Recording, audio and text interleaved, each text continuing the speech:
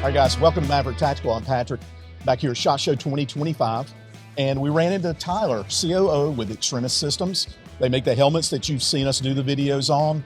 And we wanted to just pull Tyler to the side and talk to you a little bit about what you've got, what the latest is. And we talk about the Athena. Yeah. We sell the Athena helmet, the Ares, and the Tomahawk. But the Athena really is the nicest helmet of all of them. Yeah. And I really love that helmet. So tell us a little bit more about it, since you're the guy. No, I appreciate that. So the Athena, this is our flagship helmet. So this is our highest level of protection, the greatest weight efficiency that we offer. This helmet was developed by request and with the help of some former special operators. So some of the things you'll see here that you won't see in other helmets in the same sort of price range or same sort of weight range, the biggest thing for us is the level of protection. So the best helmets that you see in what we call the 3A space, they're not really 3A. There is no 3A rating for a helmet. So what you'll see manufacturers doing is they'll present helmet data where they, at best, are publishing backface deformation with 9mm. And they may do penetration testing with 44 mag, which is the highest threat on the NIJ 3A spec. But you won't see backface with all of the threats. As of right now, unless I discover something at the show, we are the only manufacturer that publishes backface data through all 3A threats. And the real life difference in that is if you look at this is one of our most popular competitors. This is a great helmet in its own right. This has been used by U.S. Special Forces for the past 9-10 years now. At 2.7 pounds fully configured, this helmet does what it does, super light, go fast. If you look at that depression in here, that top one is 9 mil at 1,200 feet per second, which is common velocity out of like a Glock 17 barrel.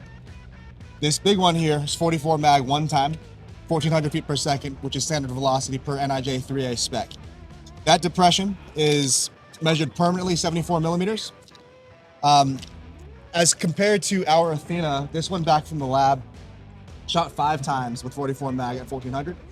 This helmet shows no more than, say, in the teens for permanent backface, but the lab numbers, transient backface, no more than an inch all the way around. Wow. So you look at that, the numbers we're getting basically at the same weight as one of the best helmets in the industry.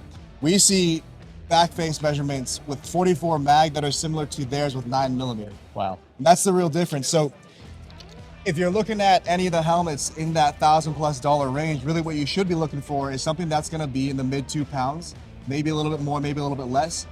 But if you want the best protection possible, you really wanna see testing with measured backface all the way through 44 mag. And as far as I know, to this day, we're the only ones that do that. Largely in part, we are not making this out of aramid or polyethylene. We make this out of our own patented graphene carbon composite, which we don't usually sell helmets this way. We can at special request, but this is exposed carbon. So this is a clear coat over the material.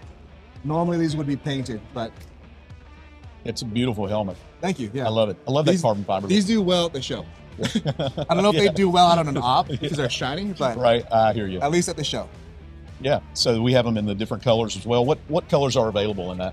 Right now we offer this in a Coyote tan, a Ranger green. We switched them to OD. Okay. So we can do OD green, but we stock Ranger. We do black and we do a Coyote brown. So the 498 and the 499 are the 2 Coyote colors we offer. Gotcha. And you guys this is very compliant, right? It is, yeah. So the material we use for the shell, all very compliant. Our shroud and rails, common configuration right now is a Wilcox shroud and arc rails. We have options for the interior of the helmet as well, but the full helmet can be very compliant. The shells are always going to be very compliant. That's awesome. And that puts it, when you're looking at that top tier price point and helmet, that's a very important part to consider, because anytime it's very compliant, your price point does go up. And there are a lot of manufacturers nowadays who are very popular in this space who they make great helmets, but if you do care about it being made in the US, many of them are not, right. Or at least parts of them are not. So something worth thinking about. It is definitely worth thinking about. Tyler, thanks for spending some time with us. Good to see you. Glad we ran into you. Always. What a great helmet. And guys, check us out. We've done some videos on Tyler's and Extremis Systems helmets. So check those out, and we'll look forward to seeing you soon, guys.